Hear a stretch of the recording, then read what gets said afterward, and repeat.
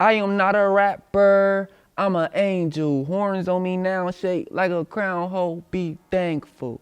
I'm Unique 16. This is 101 with one entity. Stay in the loop.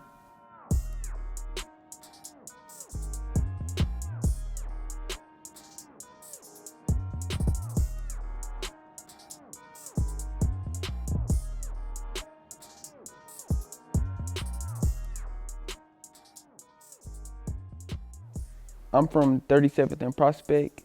That's that's more the inner city. How was it like growing up on 37th and 45 Prospect? It was fun, to be honest. I ain't really had no guardians. I was adopted. So, a lot of ratchet shit went on, and, I got to have a balance of ratchet shit and like just being in nature all the time. I was a kid. I could go outside whenever I wanted.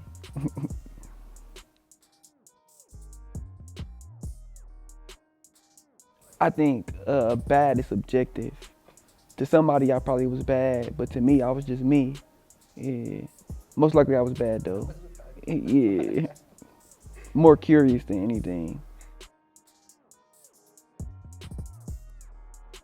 I hear what they saying about me. I'm only going once and it's the grand finale, so quit playing.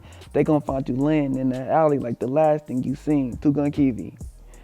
It was a point in time where that's all music I thought that existed. Was music from the 30s. Yeah. So Untitled was my first, introduction to music. Then I heard this song by Joy Origami called 16 Candles. And it was the first time I heard somebody rapping about something other than gangster stuff. Like he rapped about anime, he rapped about stuff like that. And I was like, oh wow. And that's kind of why my name Unique 16, because of that song, 16 Candles by Joy Origami. I was on Cartoon Network every day. Yeah, but I think what built my character probably Dragon Ball Z. Then I graduated to Naruto. Then Hunter x Hunter was the number one to me. Then I gotta give it to Attack on Titan. I don't think I ever seen an anime better than Attack on Titan.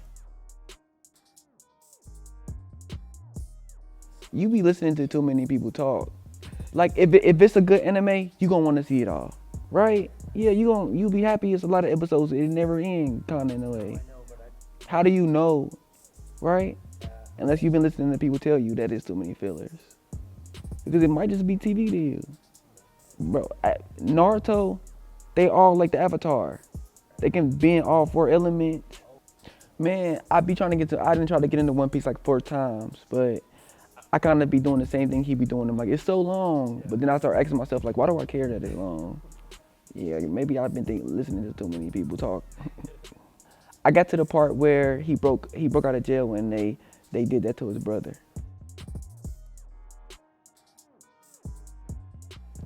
I don't think I can name one inspiration. I think my goal in life is to find inspiration in the little things. So no matter, I want to always be able to be inspired. So I try to get inspired by trees, get inspired by, a line I hear or something. But growing up, who inspired me? This dude named Saul Williams. He was a slam poet. He probably like the father of slam poetry. Yeah, we write in the same genre. Kanye, Kendrick.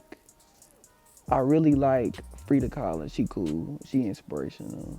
Asada, like people like that. Saul Williams?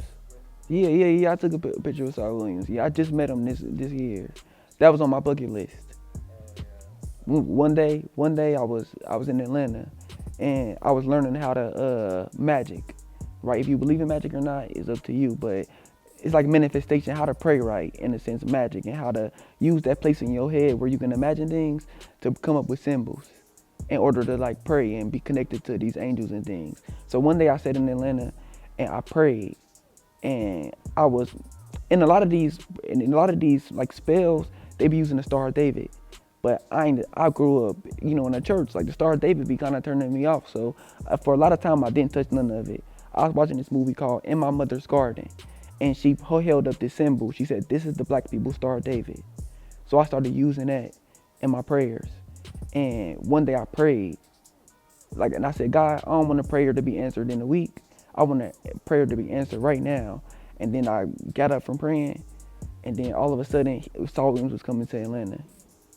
Yeah, so that same day I got on the bus, I went down to this movie theater he was at and met him.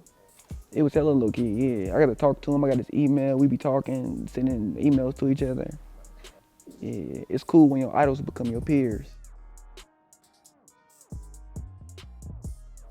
Not for real. Yeah. Yeah, but I don't want to though. Yeah. I'm trying to like slowly get out of it. I've been an artist my whole life. That's the truth. Yeah. Like I was born with teeth, two teeth. So I feel like that was a sign, I was gonna be doing something with my mouth. Yeah, but I remember being in like second grade and my art teacher gave us this Kwanzaa word to perform. And before then, I was a badass kid. That's what they would say in school, probably because I had ADHD, but that's another topic or whatever. But she gave me this quote to read, Kwanzaa word, and I read it, and that was the first time people was like, "Oh my God, good job!" Like I did it hella good. I'm trying to tap in with offshore. Shout out to offshore. Crazy studio experiences. I don't know. I couldn't name none. I don't think they ever been crazy. I think I be focused. I be trying to channel in that energy.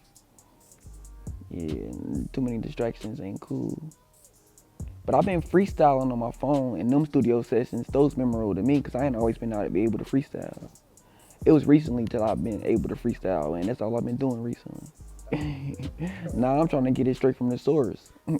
For real, I ain't me and God. If I'm gonna sign to any label, it'd be something that's just starting off. I wanna be a part of the history about something. I wanna be there at the beginning. I wanna believe in something as much as it believe in me. I wanna grow with something instead of like coming into something that's already established. I'm gonna cross that bridge when I get to it. Yeah, but right now I'm just doing what I love. I think that the answer that I'm about to give is fleeting. I think that is coming to a close. But I feel like we a small big city. I feel like people go to big cities and they are expecting this type of nightlife, this type of all these things to do. And that's true, but in all these big cities, it'd be like a huge line. But in Kansas City, it ain't too many lines. Like you can get a lot of experiences like instantly here that you can't get, going to Disneyland or something. Go to Worlds of Fun, you probably ride like 5 rides. Go to Disneyland, you probably ride one. Timber give you a headache. Like, damn, is this legal? You leave there with a headache every time. I got my own sound. I can't speak for everybody else. I think Kansas City got this Midwest, a mix of Detroit, a mix of like neighboring states. And we got people like, I think MB58, I think that's a sound that's exclusive. I don't think too many people rap like MB58 around the world. Yeah. I'm gonna go ahead and answer this question for you, but all my spiritual practices right now is trying to be in the now, being in the present, flowing. I'm a Taoist. I like going with the flow. So, I trust that God gonna take me where I'm supposed to be. But if I could guarantee where I'm gonna be at in the future, I just want to feel content in the year. I don't want to feel like I'm surviving. I want to feel like I'm in a place of building, not just like where I'm gonna get my next check, how I'm gonna pay for this, how I'm gonna pay for that. I want to be somewhere stable, wherever that place is, artistically. So I graduated from Paseo Academy. It's a creative writing school, right? I only went because I wanted to be a better rapper. So I was rapping before I went to the school, but I was like, if I'm gonna be a better rapper, I should go learn how to do poetry. At the first like week of my first year of high school, I refused to write a poem because I'm like, raps are poems. So I'm like, I'm gonna just rap, like, and you can't tell me I can't because it's a poem. And then he showed me a Saul Williams poem for the first time, and then it changed my life. I'm like, no, that's what I want to do. And I kind of like the style of poetry I do better is because I don't have to follow a rhyme pattern, right? Like I like free writing. I like to be able to rhyme wherever I want to. And when it comes to music, you have to be on beat. So I think that my poetry allowed me to kind of look at bars differently. You know, like I like people like G Herbo because the pocket that he rap in is kind of different. It's like he's doing a poem. You know, like he found a way to like, you know, flow it effortlessly and say whatever he want. Yeah. When I first started rapping, the first song I ever put out was called God Is On His Way. It's more of a spiritual song, but it took me a while to, you know, release my first song because I really knew that was gonna be, you know, it's like my signature. It's like whatever it was. So I wanted that song to, you know, really give it all. I didn't want to leave nothing out.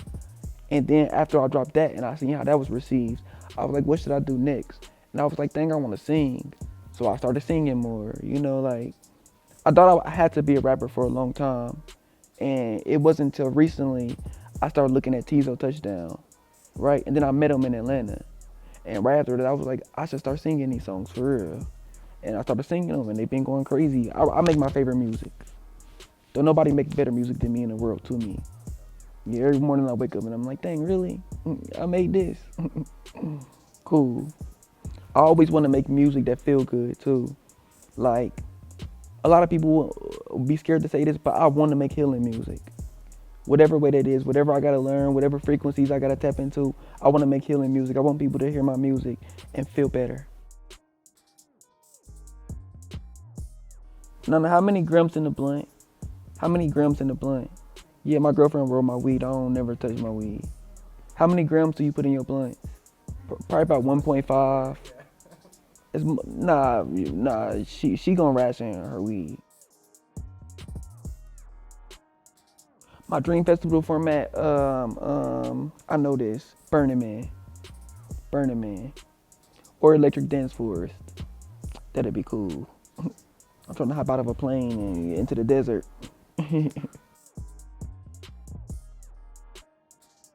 My headphones. It gotta be music. I feel like that's cliche though.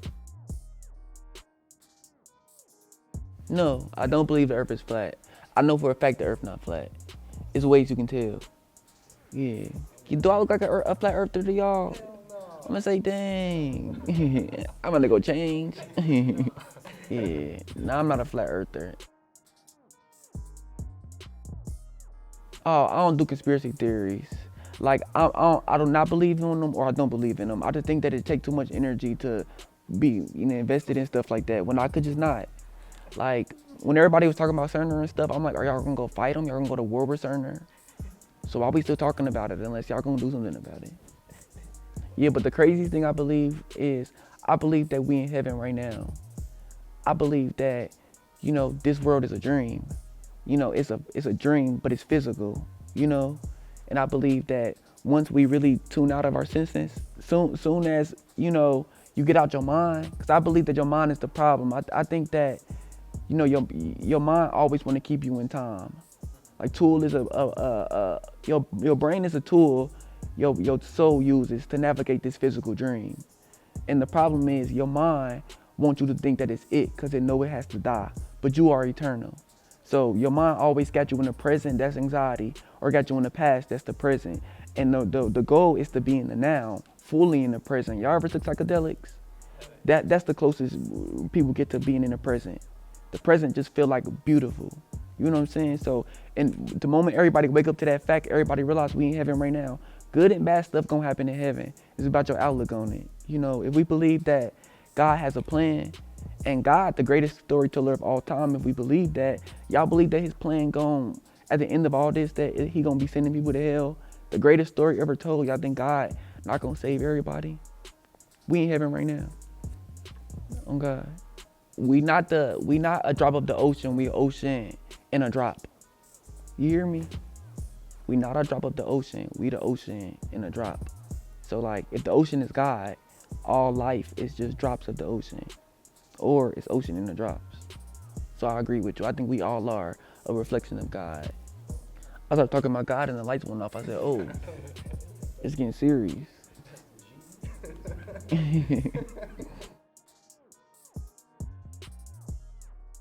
500K, easy 500K. I met my idol and it wasn't all that cracked up to be. it was cool, but like now I gotta add another thing to my bucket list because I'm marking stuff off. Now I gotta think about a whole new journey I'm finna go on and try to meet another idol, you know? Kind of miss being on that path. What's the first thing I buy with 500K right now? I would buy a Jeep Wrangler. I love Jeep Wranglers. Yeah, I can go on the road. Yeah, off road. Yeah.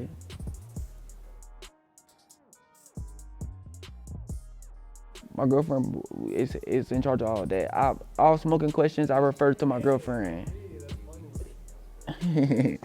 Any weed question. You ever did DMT? You have? Yeah.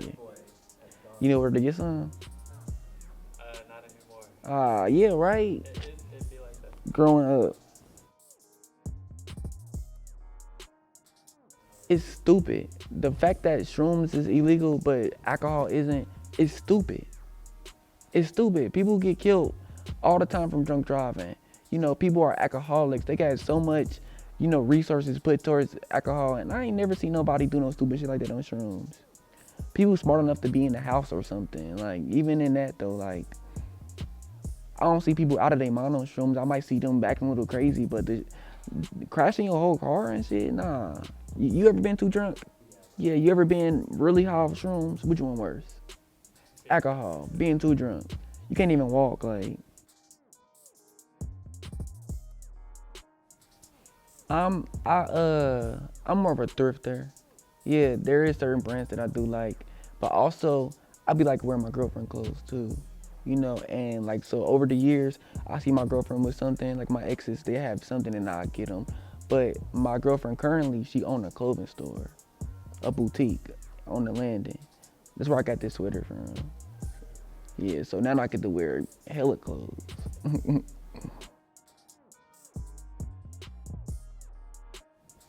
Not for real. I don't ever really look at nobody. I just like, if my friend made it, then I'ma wear it.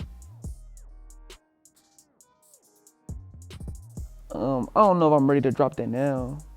Yeah, but I do got something in the works.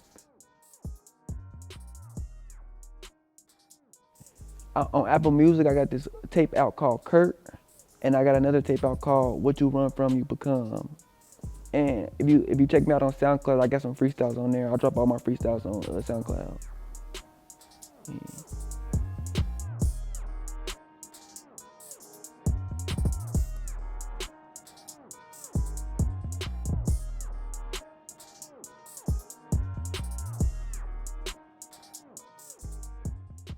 Stay in the loop.